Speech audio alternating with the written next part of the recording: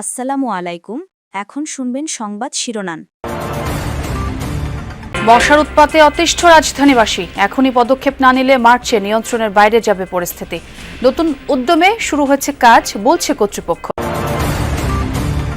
রাজনৈতিক ইস্যুতেও একসাথে মাঠে থাকবে জামায়াত, এনসিপি সহ 11 দলীয় জোট। জনস্বার্থ বিঘ্নিত হলে সংসদের পাশাপাশি নামবে রাজপথেও। যাত্রাবাড়িতে যাত্রী ওঠানোর সিরিয়াল নিয়ে দ্বন্দ্বেই হত্যার শিকার লেগুনা চালক খায়রুল, জানালো র্যাব। পাওয়া যায়নি চাঁদাবাজি কিংবা রাজনৈতিক সংশ্লিষ্টতা। বান্দরবানের রুমায় সেনাবাহিনীর সদস্যদের সাথে গোলাগুলিতে এক সশস্ত্র জেএসএস সদস্য নিহত, আগ্নেয়াস্ত্র ও গোলা বারুদ উদ্ধার। অনিশ্চিত মার্কিন বাণিজ্য চুক্তির ভবিষ্যৎ, পরিশোধ করা বাড়তি শুল্ক ফিরে পেলেও নতুন সিদ্ধান্তের স্থায়িত্ব নিয়ে দুশ্চিন্তায় ঢাকা। শেরপুরে ব্রহ্মপুত্র নদে অপরিকল্পিত ড্রেজিংয়ে বিলীন হচ্ছে ঘরবাড়ি, আবাদি জমি। প্রভাবশালীদের বিরুদ্ধে অভিযোগ স্থানীয়দের, ব্যবস্থা নেওয়ার আশ্বাস প্রশাসনের। আসসালামু আলাইকুম। এতক্ষণ দেখছিলেন সংবাদ শিরোনাম, এখন দেখবেন বিস্তারিত।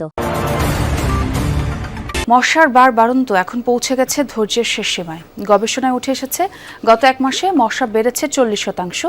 তাই আগামী এক মাসের মধ্যে এই পরিস্থিতি নিয়ন্ত্রণ করা না গেলে পরিণতি হবে ভয়াবহ। তবে সিটি কর্পোরেশনের দাবি, নতুন উদ্যমে শুরু হচ্ছে কাজ। আগামী 10 থেকে 15 দিনের মধ্যেই মিলবে সুফল। রাজধানীর আগারগাঁও এলাকা বিকেল হলেই মশার উৎপাতে স্থির হয়ে বসা দায়। কয়েলের ধোঁয়াকেও তোয়াক্কা করে না মশার এই বিশাল মিছিল। দিনের বেলা ঘরে বসতে পারি না, কথা কইলে মুখে ঢুকে যায়, নাকে ঢুকে যায়। অনেক মশার জন্য থাকা যায় না। আমাকে মশা একটু টয়লেটে যাবি, হেও মশা। ড্রেনগুলো একটু ঠিক মতন পরিষ্কার না। এই এলাকার পাশের খালেই যেন চলছে কিউলেক্স মশার চাষ। নোংরা ডোবা কিংবা জমে থাকা পানিতে এই মশার বংশ বিস্তার হয়। এর ফলে হতে পারে জাপানি এনসেফালাইটিস কিংবা গোদ রোগ। আর ঢাকায় 90% মশাই এই কিউলেক্স মশা। মশা নিয়ে করা জাহাঙ্গীরনগর বিশ্ববিদ্যালয়ের এক সাম্প্রতিক গবেষণায় উঠে এসেছে আরও ভয়ানক সব তথ্য। গবেষণা বলছে, জানুয়ারির তুলনায় চলতি ফেব্রুয়ারি মাসেই মশা বেড়েছে 40%, আর 1 ঘন্টায় কামড়াতে আসা মশার সংখ্যা 1 মাসে বেড়েছে প্রায় দ্বিগুণ। শুধু নির্বাচনী ঐক্য নয়, রাজনৈতিক ইস্যুতেও একসাথে মাঠে থাকবে জামায়াত ইসলামী ও এনসিপি। দল দুটির শীর্ষ নেতারা বলেন, জনস্বার্থ বিঘ্নিত হলে সংসদের পাশাপাশি রাজপথেও থাকবে 11 দলীয় জোট। তবে সিটি, পৌরসহ স্থানীয় সরকার নির্বাচনে জোটগতভাবে অংশ নেওয়ার ক্ষেত্রে এখনো কোনো সিদ্ধান্ত হয়নি বলে জানান এনসিপির সদস্য সচিব। যদিও মাঠ পর্যায়ে নেতাদের দলগত কাজ করার নির্দেশনা দেওয়া হয়েছে বলে জানিয়েছেন জামায়াত মুখপাত্র। ত্রয়োদশ জাতীয় সংসদ নির্বাচনে ঐক্য করে জাতীয় নির্বাচন করে জামায়াত ইসলামী ও জাতীয় নাগরিক পার্টি এনসিপি। জুলাই যোদ্ধাদের নেতৃত্বাধীন এনসিপি এই জোট নিয়ে সমালোচনায় ছিল। দল ছাড়েন নারী নেত্রী সহ বেশ কয়েকজন। এরপরও ঐক্য অটুট রেখে নির্বাচনে 77 আসন পায় জামায়াত এনসিপির 11 দলীয় জোট। সেই ধারাবাহিকতায় তাদের নির্বাচনী ঐক্য এখন রাজনৈতিক ঐক্যে রূপ নিয়েছে। নতুন এই রাজনৈতিক জোট নিয়ে প্রশ্ন ছিল এনসিপির সদস্য সচিব আক্তার হোসেনের কাছে। জানান, নির্বাচনী ঐক্যের ধারাবাহিকতায় তারা একসাথেই আছেন, থাকবেন রাজনৈতিক কার্যক্রমেও। জাতীয় নাগরিক পার্টি এনসিপি এবং বাংলাদেশ জামায়াতে ইসলামী আমাদের মধ্যকার নির্বাচনী যে ঐক্য, সেই ঐক্যের ধারাবাহিকতা এখনো পর্যন্ত এটা চলমান আছে। জামায়াত বলছে 11 দলীয় জোটের মধ্যে 4 দলের সংসদে প্রতিনিধিত্ব আছে। সংসদের পাশাপাশি রাজনৈতিক বিভিন্ন দাবিতে একসাথে মাঠে থাকবেন তারা। জোট সাধারণত যেটা হয়েছে অতীতে, যে জোটে থাকলে একজন আহ্বায়ক থাকেন। রাজধানীর যাত্রাবাড়ি এলাকায় লেগুনা চালক খায়রুল ইসলাম হত্যাকাণ্ডে নতুন মোড়। র্যাব বলছে, চাঁদাবাজি নয়, যাত্রী ওঠানোর সিরিয়াল নিয়ে তৈরি দ্বন্দ্বেই পিটিয়ে হত্যা করা হয় খায়রুলকে। এ মামলায় এজাহারভুক্ত 3 আসামি প্রাথমিক জিজ্ঞাসাবাদে এই তথ্য জানায়। র্যাব 10 জানায়, লেগুনায় যাত্রী ওঠানোর সিরিয়াল নিয়ে বিরোধের এক পর্যায়ে দলবদ্ধভাবে লেগুনা চালক খায়রুলকে মারধর করলে তিনি মারা যান। এই ঘটনায় এখন পর্যন্ত চাঁদাবাজি কিংবা রাজনৈতিক সংশ্লিষ্টতা পাওয়া যায়নি। 20 ফেব্রুয়ারি শুক্রবার বিকেলে যাত্রাবাড়ির চিটাগং রোডে নির্মমভাবে পিটিয়ে হত্যা করা হয় লেগুনা চালক খায়রুলকে। এ ব্যাপারে তার স্বজনদের দাবি, চাঁদা না দেয়ায় হত্যা করা হয়েছে তাকে।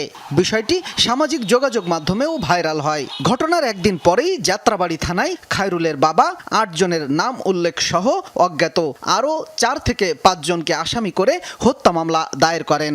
এই চাঞ্চল্যকর হত্যা মামলার 3 দিনের মাথায় সোমবার র্যাব 10 এই ঘটনার এজাহারভুক্ত 3 আসামিকে গ্রেপ্তার করে। গ্রেপ্তারকৃত আসামিরা হলেন সোহান মুন্সি, মোহাম্মদ হৃদয় ও শাকিল। 3 আসামিকে গ্রেফতারের পর প্রাথমিকভাবে জিজ্ঞাসাবাদ করেছে র্যাব 10। পরে সন্ধ্যায় সংবাদ সম্মেলন করেন যাত্রাবাড়ি ক্যাম্পের ভারপ্রাপ্ত company commander SM Hasan Siddiqui. তিনি বলেন, গ্রেফতার আসামিরা জানিয়েছে লেগুনায় যাত্রী ওঠানোর সিরিয়াল নিয়ে বিরোধ শুরু হয়। এই বিরোধের এক পর্যায়ে দলবদ্ধভাবে লেগুনা চালক খায়রুলকে মারধর করলে তিনি মারা যান। বান্দরবানের রুমা উপজেলার মুরং বাজার এলাকায় সেনাবাহিনীর অভিযানে GSS এর এক সশস্ত্র সদস্য নিহত হয়েছে। সোমবার বিকেলে সেনাবাহিনী এই অভিযান পরিচালনা করে। ঘটনাস্থল থেকে বিপুল অস্ত্র, গোলাবারুদ ও অন্যান্য সরঞ্জাম উদ্ধার করে সেনাবাহিনী। জানা যায়, প্রথমে বান্দরবানের রুমা উপজেলার মুরং বাজার এলাকায় সেনাবাহিনী অভিযান পরিচালনা করতে যায়। সেখানে তাদের উপস্থিতি টের পেয়ে GSS এর সদস্যরা গুলি বর্ষণ করে। পরবর্তীতে সশস্ত্র সদস্য হলামং মার্মা গুলিবিদ্ধ হয়। সেখান থেকে তাকে বান্দরবান জেলা হাসপাতালে নেওয়া হলে কর্তব্যরত চিকিৎসক মৃত ঘোষণা করেন তাকে। যুক্তরাষ্ট্রের শুল্কারোপ নিয়ে তৈরি হয়েছে সংকট। নতুন করে ধার্য করা 15% শুল্কায়ন কতটা স্থায়ী হবে তা নিয়েও আছে দুশ্চিন্তা। বাণিজ্য চুক্তির ভবিষ্যৎ কি হবে সেটাও জানে না কেউ। বিশ্লেষকরা বলছেন, পারস্পরিক শুল্ককে কেন্দ্র করেই বাণিজ্য চুক্তি করে যুক্তরাষ্ট্র। তাদের প্রশ্ন, যদি সেই শুল্কই বাতিল হয় তাহলে বাণিজ্য চুক্তি কেন? বাণিজ্য সচিব জানান, চূড়ান্ত সিদ্ধান্ত এখনো নেওয়া হয়নি, তবে বাণিজ্য চুক্তির এখন আর কার্যকারিতা নেই। বাতিল হবার সম্ভাবনাই বেশি। শুল্ক ইস্যুতে গেল বছরের এপ্রিল মাসে বিশ্বজুড়ে ঝড় তোলে যুক্তরাষ্ট্র সরকার। 157টি দেশে আরোপ করা হয় রেসিপ্রোকাল ট্যারিফ বা পারস্পরিক শুল্ক।